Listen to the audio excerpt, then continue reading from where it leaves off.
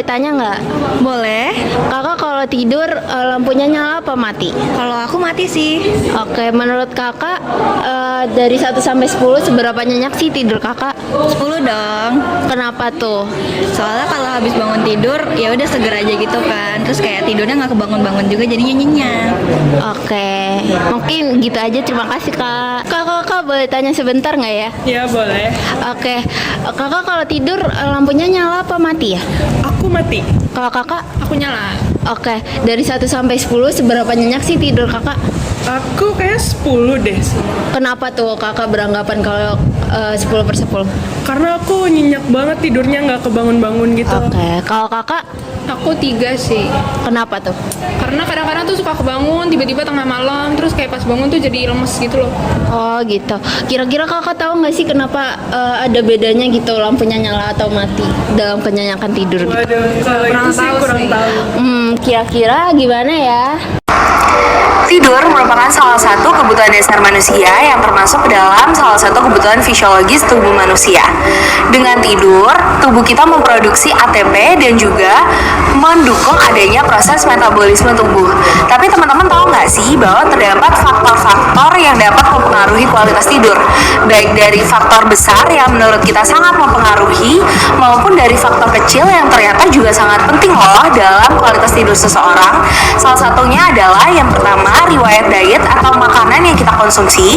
Kedua, lifestyle atau gaya hidup seseorang. Ketiga, tingkat stres seseorang. Dan yang paling penting adalah intensitas cahaya saat tidur. Penelitian Rusmiati pada tahun 2015 menunjukkan bahwa terdapat kaitan antara intensitas cahaya lampu terhadap kualitas tidur seseorang.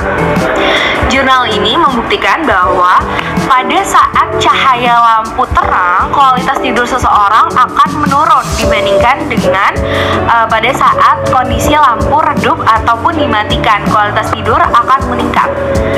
Lalu dilakukan uji pada 109 responden dan hasilnya membuktikan bahwa 28,5% responden mengatakan bahwa kualitas tidurnya baik saat lampu redup ataupun dimatikan.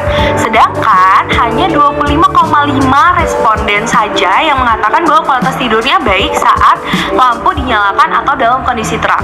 Hal ini menunjukkan adanya kecocokan antara penelitian tersebut dengan hasil penelitiannya. Lalu teman-teman pasti penasaran dong, kenapa sih hal ini dapat terjadi?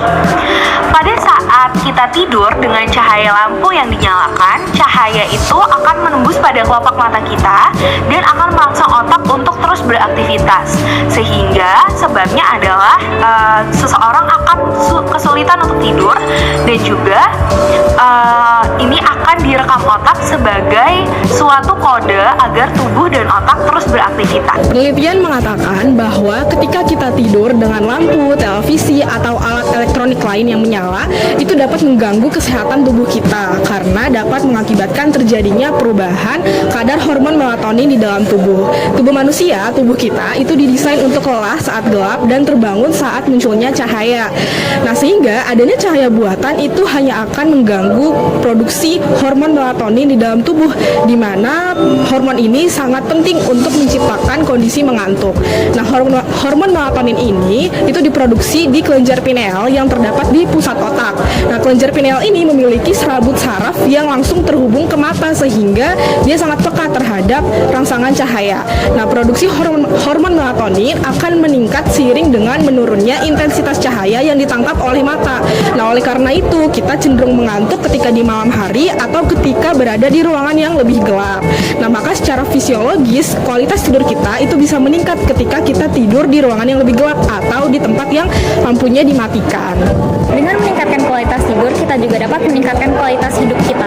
Karena pada dasarnya tidur itu berfungsi untuk kebutuhan sehari-hari manusia, berfungsi untuk sistem metabolisme, lalu perkembangan syaraf dan juga untuk kesehatan mental dan memori. Sehingga jika kualitas tidur kita kurang baik, tentunya akan berdampak pada organ-organ tubuh kita dan tentunya akan berujung pada penyakit tertentu. Dampak langsung jika kualitas tidur kita kurang baik yaitu kita kurang dapat menjalani aktivitas sehari-hari dengan maksimal dan juga ditandai dengan mudah lelah, lesu, gelisah dan mudah menguap. Dengan hal kecil tentunya dapat berpengaruh besar pada kehidupan kita. Untuk itu yuk teman-teman, mari kita meningkatkan kualitas tidur kita dengan mematikan lampu atau menggunakan lampu yang redup saat tidur.